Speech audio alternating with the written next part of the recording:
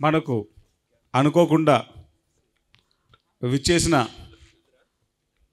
ఒక గొప్ప మాస్టర్లు, ఇద్దరు మాస్టర్లు మన ముందున్నారు. గట్టిగా చప్పట్లు కొడుతుంది దామోదర్ రెడ్డి మాస్టర్కి, దామోదర మహాస్వామి, అలాగే జేజీ నారాయణ గారు.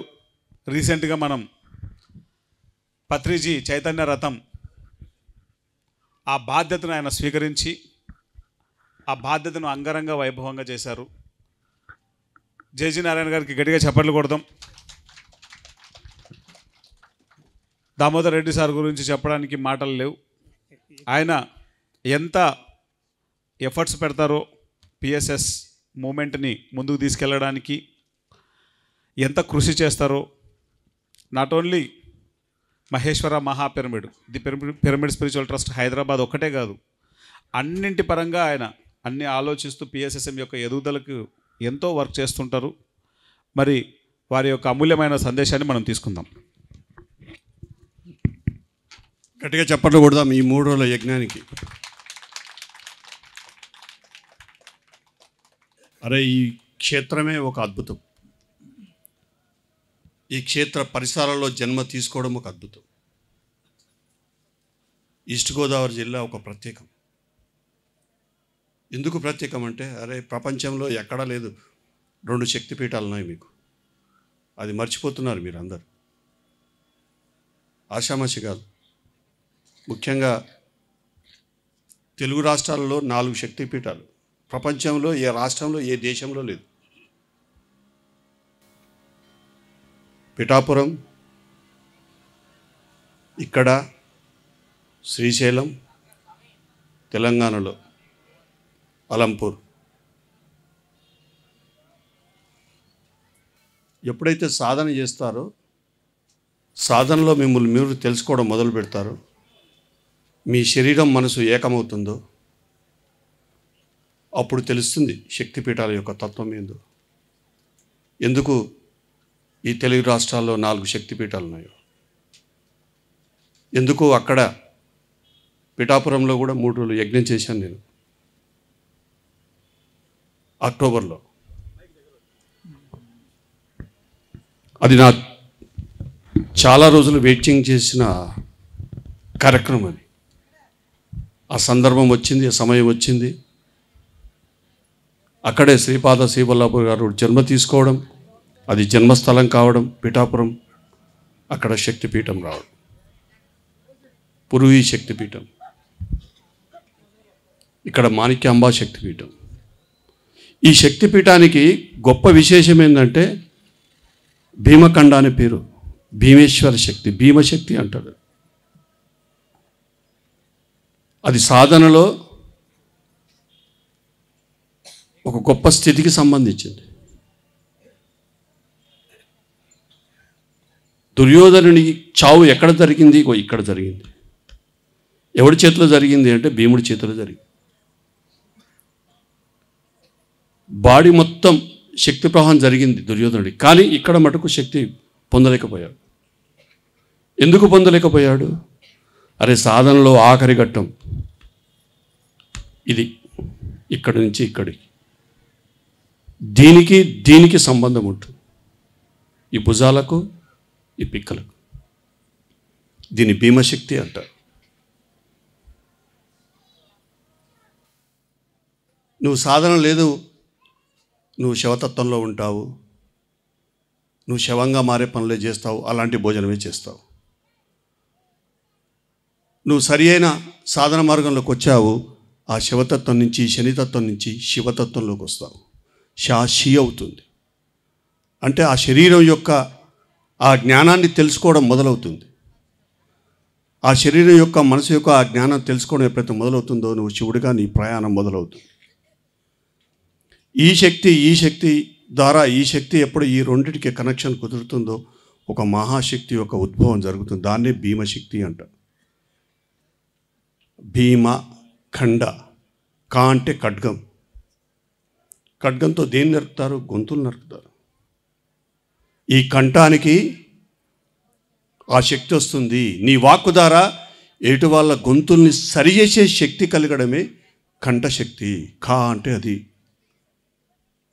భీమకంఠ కా దగ్గర 0 వచ్చింది. భీమకండ, కండ అన్న కంఠ అన్న ఒకటే.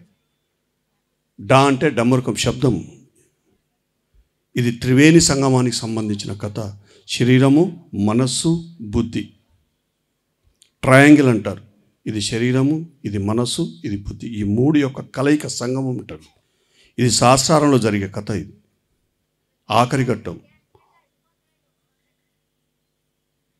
ఆ శక్తి పడితే అప్పుడు కదా శైవ క్షేత్రము, శైవము.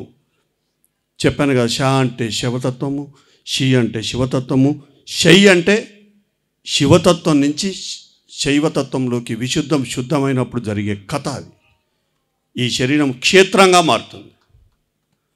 అలాంటి శక్తికే క్షేత్రం. అందుకే ఆడ మాణిక్యాంబ, మణిపూరకంలో ఉన్న మాయంతా కరిగిన స్థితి, అనువనువులో ఆ శక్తి అంతా అంతర్ముఖమైన స్థితి. కాంబ, కాయము కామధేనుగా మారిన తర్వాత బొట్టే శక్తి.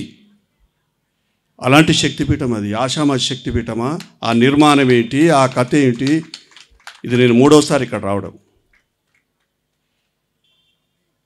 నేను వస్తానో రానో డైలమాలో ఉన్నా, కానీ వచ్చాను. ఈరోజు ఉదయం ధ్యానమే నన్ను ఇక్కడికి పంపించింది.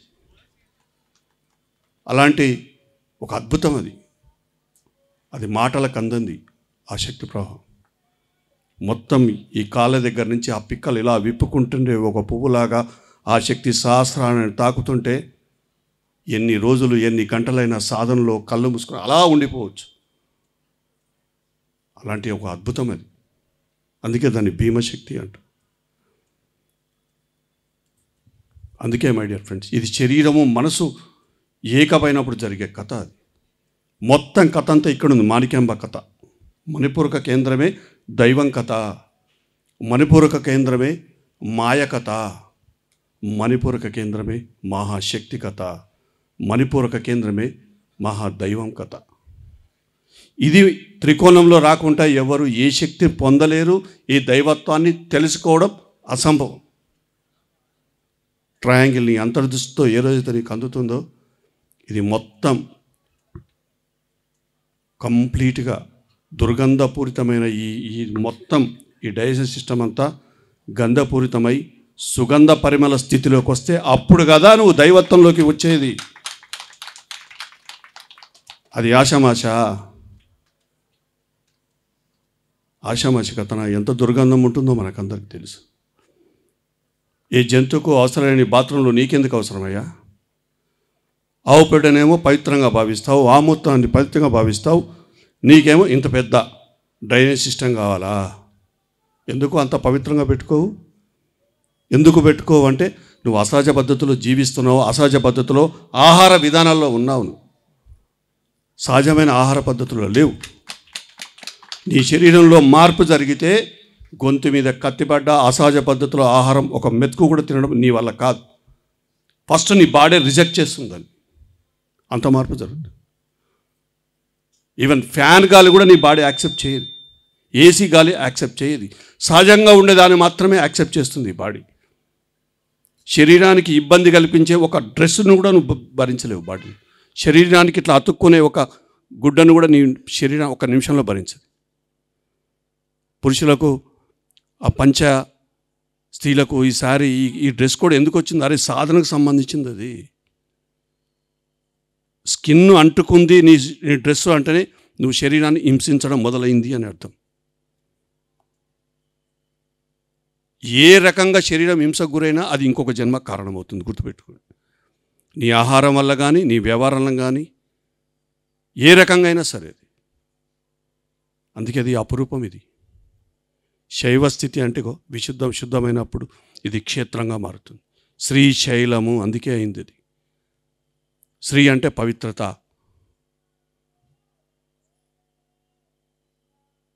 మొత్తం ఎక్కడైనా సరే శ్రీ అనే పదం వస్తుంది. వెంకటేశ్వరంకైనా రావాల్సిందే, విష్ణువైనా శ్రీ మహావిష్ణువు కావాల్సిందే, శివుడైనా మహాశివుడు కావాల్సిందే, లక్ష్మి అయినా శ్రీ మహాలక్ష్మి అయి తీరవలసిందే. ఇది అంతర్ప్రపంచానికి సంబంధించింది. సాధన ద్వారా పొందేది తప్ప ఇదేదో బయట వెతికితే దొరికేది కాదు. సాధనలోంచి పుట్టేటిది. మొత్తం ఎంతమంది దేవతలు ఉన్నారో, ఎన్ని పేర్లు ఉన్నాయో, ఆ పేర్ల వెనకాల మొత్తం సాధన రహస్యాలే ఉన్నాయి, ఇంకొకటి లేవు. ఎప్పుడు నువ్వు నీ అంతర్ప్రపంచంలో మార్పు జరుగుతుందో మొత్తం కథంతా బట్టబయలవుతుంది. అందుకే మై డియర్ ఫ్రెండ్స్, ఈ పరిసరాల్లో పుట్టారు కాబట్టి చెప్తున్నాను, అదృష్టవంతులు మీరందరూ. ఒక అపురూపం. ఎందుకంటే నేను ఆ అక్టోబర్లో 1 వీక్ నా లైఫ్లో 10 డేస్ నేను ఈ పరిసరాల్లో తిరిగాను. 10 డేస్ తెలియకుండానే ఒక 10 రోజులు గడిచిపోయింది. 1 తారీఖు వచ్చాను, 11 తారీఖు నాడు పిరమిడ్ ఓపెనింగ్ అయినాక హైదరాబాద్కి వెళ్ళాను. కానీ ఆ తిరుగుతుంటే తెలిసింది ఎంత గొప్ప శక్తి క్షేత్రమో, ఈస్ట్ వెస్ట్ కథ ఏందో మొత్తం. ఎందుకు ఇది అన్నపూర్ణాదేవి అని పిలువబడిందో, ఎందుకు ఆ గోదావరి తల్లి ఉందో ఈ పరిసరాలకి. ఇది శరీరం మనసుకు సంబంధించినవి. ఈస్ట్ వెస్ట్ అంటే అరే ఇది శరీరం కథ, అది మనసు కథ. శరీరం మనసు ఒక్కటైతేనే దైవత్వము. ఈ 2 జిల్లాలు ఒకటి కాకపోతే దైవత్వం ఎప్పుడు రాదు, ఏ పని ఫలించది. గుర్తుపెట్టుకోండి, ఈస్ట్ వెస్ట్ ఒక్కటి కావాల్సిందే. శరీరం మనసు కలవవలసిందే. శరీరం మనసు కలిస్తేనే ఆధ్యాత్మికత, శరీరం మనసు కలిస్తేనే దైవత్వం. దైవం వేరు, మనసు వేరు లేదు. లో స్థితిలో వేరు వేరు వేరు వేరు అంటాం. అరే ఒక స్థితి పొందిన తర్వాత శరీరం వేరు, మనసు వేరు, బుద్ధి వేరు, ఆత్మ వేరు లేనే లేదు. ఉంది కదా, తిరుమల కొండపైన అందరం ఇలా చూస్తాం, రైట్ సైడ్ తిరిగి విమాన వెంకటేశ్వరుడి కథ, గుడి కథ. దేహం దేవాలయంగా మారిన తర్వాత, దైవత్వం పొందిన తర్వాత ఫైనల్ ట్రాన్స్ఫర్మేషన్, ఈ శరీరం మొత్తం వాయుతత్వాన్ని సంతరించుకుంటుంది. విమానంలాగా మొత్తం గాల్లో తిరుగుతుంది. That is physical body system. ఎక్కడ వేరుంది? ఏది వేరు వేరు లేదు, అంతా ఒకటే. మిల్లీగ్రామ్ తేడా లేదు. అందుకే సాధనని నమ్మండి. ధ్యానం చేస్తే ఖచ్చితంగా గుణాలు దైవత్వం మారి తీరవలసిందే. నీలో ఉన్న గుణాలు దైవంగా మారి తీరవలసిందే. గుణాల్లో మార్పు లేకపోతే అరే నువ్వు 20 అయింది, 30 అయింది, 50 అయింది, 10 జన్మలు చేస్తుంది, 4 గీసుకోవడం అనుకుని పనికిరా. గుణాల్లో మార్పు జరగాల, అది సాధన. ఆ సాధనకు ఆహార నియమాలు పాటించకుండా నేను ధ్యానం చేస్తాను, నేను 20 ఏళ్ళు అయిందంటే అసంభవం. అది నీలో మార్పు జరిగే సమస్య లేదు. ఆహారానికి ధ్యానానికి సంబంధం ఉంది. నీ వ్యవహారానికి నీ ధ్యానానికి సంబంధం ఉంది. అందుకే ఆహారం ప్లస్ వ్యవహారం ఈజ్ ఈక్వల్ టు ధ్యానము. నీ ఆహారం చక్కగా ఉండాలి, నీ వ్యవహారం చక్కగా ఉండాలి. అప్పుడు కదా కథ మారేది, అప్పుడు కదా ఉన్నతమైన ధ్యాన స్థితి పొందేది. ఏమి మారకుండా, ఏది వదులుకోకుండా చెప్పుకోవడానికి బాగుంటుంది. 10 ఏళ్ళు 20 ఏళ్ళు దేనికి? క్రమం తప్పని సాధన, ఖచ్చితమైన ఆహార నియమాలు, దానికి సరిపోయేంత ఈ 3 ఉంటే చాలు. ఈ త్రికోణం అంటారు దీన్ని. నీ ఆహారం శరీరానికి సంబంధించింది, నీ సేవ బుద్ధికి సంబంధించింది, ధ్యానము నీ మనసుకు సంబంధించింది. మనసు మహాశక్తిగా మారుస్తుంది సాధన. సో ఇది మై డియర్ ఫ్రెండ్స్ ఒక అద్భుతం. గుప్తా గారికి, అన్నపూర్ణ మేడంకు గట్టిగా చప్పట్లు కొడదాం. వారికి సహకరించిన పిఎంసి కమిటీ సభ్యులందరూ గట్టిగా చప్పట్లు కొడదాం. బాలకృష్ణ గారికి, ఆనంద్ గారికి. So wonderful journey. అరే పిఎస్ఎస్ఎం మూమెంట్లోకి రావడమే ఒక అదృష్టం. ఇది సముద్రం, ఆషామాషి కాదు. దశావతారాలు ఎవరికైతే తెలుస్తుందో వాళ్లకు పిఎస్ఎస్ఎం మూమెంట్ ఏంటో తెలుస్తుంది. వాళ్లకు పత్రిగారు ఎందుకు జన్మ తీసుకున్నాడు, ఎందుకు శరీరాన్ని వదిలిపెట్టి తర్వాత ఏం జరగబోతుంది కదా వాళ్ళకు తెలుస్తుంది.